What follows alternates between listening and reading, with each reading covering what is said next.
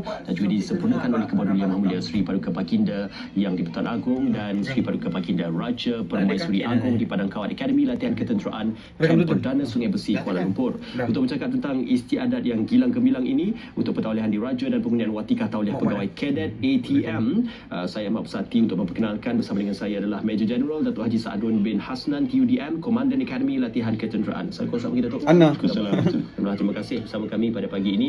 Alhamdulillah sekali lagi istiadat pentaulihan dan penggunaan watikah tauliah ini akan kembali menjelma dan juga akan kembali dilaksanakan di Sungai Besi. InsyaAllah kita akan bercakap berlanjut. Juga kita perkenalkan Pegawai Rendah Kanan Nik Muhammad Iqbal bin Safaruddin, Wakil Pegawai Kadet Tentera Darat. Terima kasih bersama kami. Juga Pegawai Kadet Muhammad Rush Afif Abda bin Abdul Syukur dari Tentera Laut Diraja Malaysia, Wakil Pegawai Kadet ya, dan juga Pegawai Kadet Nurhana Khairiah binti Hakim, Wakil Pegawai Kadet Tentera Udara Diraja Malaysia. Terima kasih bersama kami. Okay, kita akan berkenal-kenalan dengan pengalaman anda dalam Akademi Latihan Ketenteraan. Tetapi Datuk, kita cerita terlebih dahulu berkenaan tentang istiadat pentauliahan diraja dan penggunaan watikah tauliah ini. Apa sebenarnya yang akan dilaksanakan dan juga dilakukan bersempena dengan istiadat itu, Datuk? Baik, Bismillahirrahmanirrahim. Assalamualaikum warahmatullahi wabarakatuh. Salam sejahtera, selamat pagi. Pertama sekali, terima kasih kepada Cik Ismail. Terima kasih kepada RTM kerana memberi kami peluang untuk mengisi slot pada pagi ini. Dan terima kasih kepada semua penonton di rumah kerana menonton program RTM 1, Selamat Pagi Malaysia. Ada 3 perkara yang saya ingin maklumkan. Pertama sekali adalah tarikh seperti yang mana Cik Ismail dah beritahu tadi, 22 Julai 2023 adalah tarikh yang diperkenankan oleh Kebahaduan Yang Mulia Sri Paduka Baginda Yang Tuan Agong, yang mana baginda sendiri akan turun, akan berangkat bagi menyempurnakan majlis, dan insyaAllah akan diserikan juga oleh dengan keberangkatan Kebahaduan Yang Mulia Sri Paduka Baginda Raja Permaisuri Agong. Jadi memang kita menunggu-nunggu ketibaan kedua-dua tuanku. Yang perkara kedua adalah majlis kita di istiadat pembarisan pentaulihan diraja pegawai kadet ATM dibagi kepada 2 fasa ataupun 2 peringkat. Peringkat pertama adalah pembarisan di Padang Kawat Akademi Latihan Ketenteraan UPNM. Di mana seramai 228 orang pegawai kadet akan ditauliahkan. Terdiri daripada 136 pegawai kadet tentera darat, 46 pegawai kadet laut dan 46 udara. Cantik figure tu. Dan peringkat kedua adalah penganugerahan watikah tauliah di Dewan Tun Templar Akademi Latihan Ketenteraan, yang mana dua istiadat ni adalah seiring. Selepas istiadat yang pertama, pembarisan, apabila pegawai kadet keluar medan pembarisan, mereka adalah dikategorikan sebagai pegawai muda. Lestari muda. Dan watikah tauliah itu adalah untuk menyempurnakan majlis. Makanya ada 2 cara yang akan dilaksanakan. Dan yang ketiganya adalah saya ingin maklumkan bahawa istiadat ini sangat special, sangat istimewa kerana lebih kurang 90% daripada pegawai kanan yang akan berada di majlis tersebut adalah merupakan alumni Akademi Latihan Ketenteraan yang dulunya dikenali sebagai ADMA. Juga sebelumnya adalah Maktab Tentera Diraja Cawangan Kadet.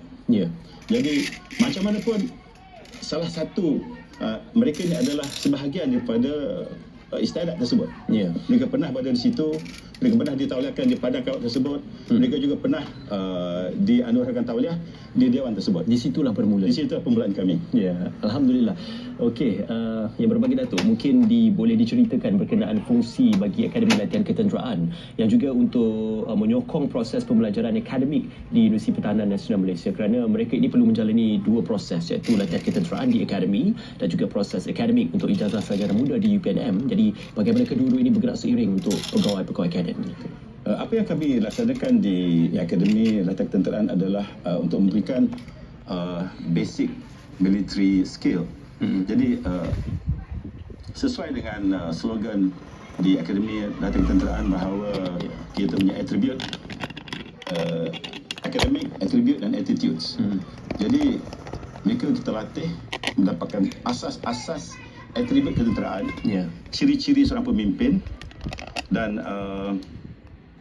selepas kita latih mereka, akademik kita serahkan kepada UPNM. Ya. Jadi daripada 8 pagi hingga pukul 5 petang, Okey. mereka adalah student di UPNM.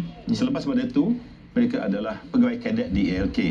Jadi setiap hari mereka mempunyai rutin harian sebagai seorang pegawai kadet, latihan ketenteraan, dan kita adakan latihan ketenteraan setiap hujung minggu Okey. kepada mereka. Dan apa mereka cuti semester, lebih kurang 70% daripada cuti itu adalah latihan ketenteraan.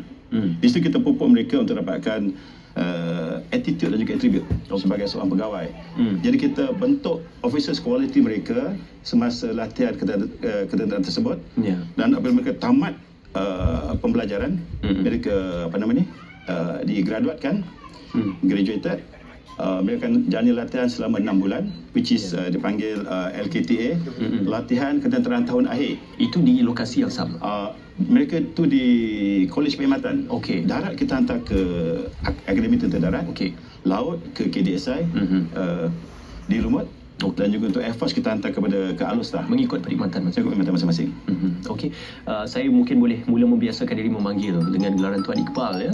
Tuan Iqbal, mungkin kita boleh kongsikan pengalaman anda belajar di Akademi Latihan Ketenteraan dan di UPNM, apa bidang yang diceburi atau dipelajari sepanjang lebih kurang 4 tahun anda berada di UPNM. Terima kasih Tuan Pengacara. Di sepanjang tempoh pengajian saya di UPNM selama 4 tahun, saya mengambil pengajian kejuruteraan awam. Baik. Jadi apa yang pengalaman yang paling berharga dan yang tidak boleh saya lupakan adalah sewaktu setelah proses pembelajaran saya, saya melanjutkan pelajaran saya melanjutkan latihan di Akademi Tentera Darat. Ya. Saya telah mengetuai platoon saya. Dan proses yang paling mencabar adalah untuk sewaktu kami ingin menduduki pangkalan di hutan tersebut. Okey, berapa lama tempoh di Tempoh kami seminggu tinggal di hutan. Okey, itu antara latihan yang perlu dilalui. Betul. Oleh mereka yang akan bergraduasi atau Ya, yang betul. akan ditauliahkan. Tuan Afif, mungkin ramai yang bertanya, apakah minat kepada tentera laut ini menyebabkan anda memilih dan juga mendapatkan tempat di UPNM dan juga seterusnya meneruskan karier anda dalam karier ataupun perkhidmatan di tentera laut. Dari segi minat ni, saya dari zaman kanak-kanak saya memang bercita-cita untuk menjadi seorang pegawai tentera dalam Angkatan Tentera Malaysia. Ya. Kerana semasa saya kecil, saya begitu minat dengan aktiviti yang lasak dan mencabar. Ya. Semasa zaman persekolahan, saya melanjutkan pelajaran ke Maktab Tentera Diraja. Makanya sudah ada basic atau pengalaman di MTD. Ya, saya. Kemudian diteruskan ke UPNM. Ya. Lokasinya bersebelahan saja, kan? Ya, betul. Okey, itu pengalaman yang menarik kerana mereka sudah ada yang mempunyai asas di MTD lebih kurang 4 tahun. 2 tahun di MTD. Puan Nurhana, pengajian yang diambil di peringkat ijazah sarjana muda Pengurusan Sumber Manusia Pertahanan. bermanusia Ya, pertahanan betul. itu mengambil masa selama 3 tahun untuk mengambil ijazah dan Okey. 1 tahun asasi.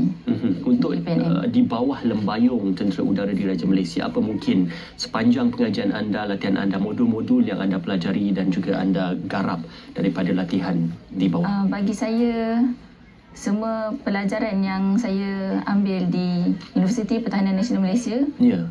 sangat berguna untuk saya kerana saya perlu membahagikan masa dengan bijak Okey. dan disiplin bagi menentukan saya boleh fokus untuk akademik dan juga latihan ketenteraan. Okey. Kerana saya sendiri sebagai pegawai kadet, saya perlu dan wajib mengikuti sesi akademik yang telah diaturkan oleh UPNM Okey. dari jam 8 pagi hingga 4 petang.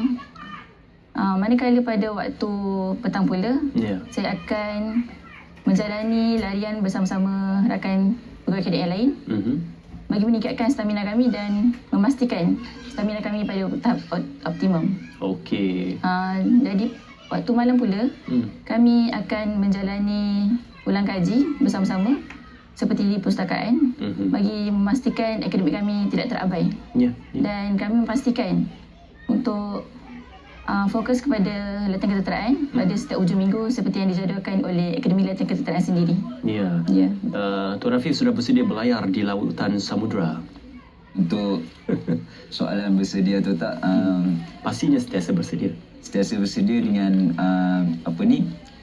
walaupun saya seorang pegawai kadet, masih pegawai kadet, tapi saya telah berpeluang menyertai pelayaran ke misi pelayaran ke Lubnan.